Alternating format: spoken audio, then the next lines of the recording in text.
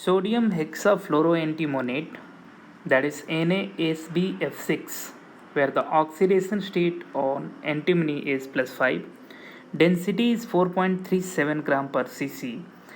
This salt crystallizes in the sodium chloride lattice. The sodium cations and hexafluoroantimonate anions are in contact along the edge of the unit cell.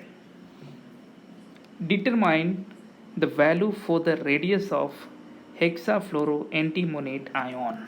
Okay, so it is basically SbF6 minus, that is hexafluoroantimonate ion.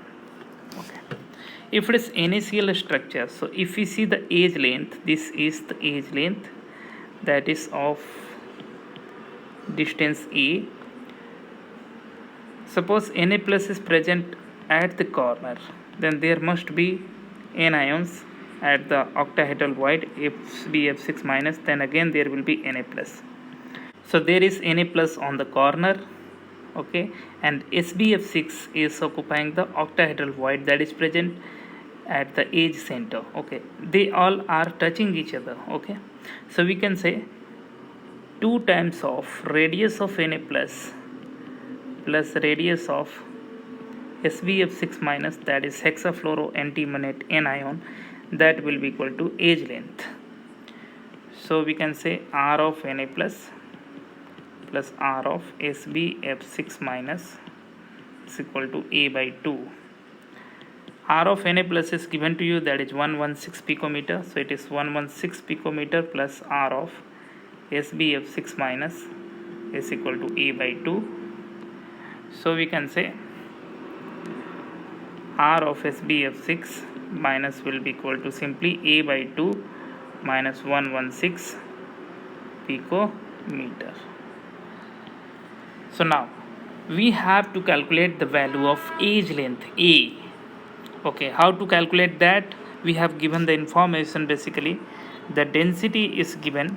Okay, so how we will use that? We know that density equal to mass by volume. Okay, how much is the density? That the density is given to us, that is 4.37 gram per cc. Now what will be the mass? Okay, if we see the NaCl crystal structure, there will be 4 formula unit of this salt, that is NaSbF6. So there will be 4 NaSbF6, 4 formula units.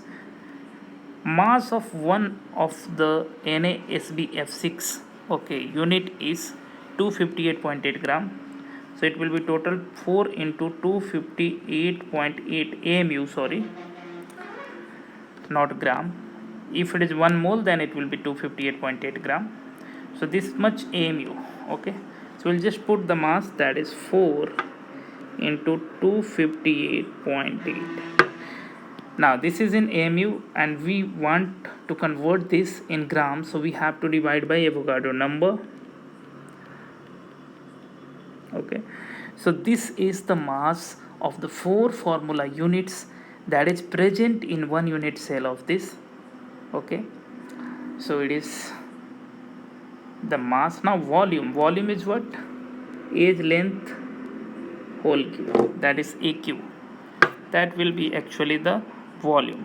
Okay, now from that we will calculate the value of AQ. It will be 4 into 258.8 divided by 4.37 into 6.022 into 10 raised to 23. Then we'll simply use the scientific calculator to find the value of AQ, and this will be equal to 3.94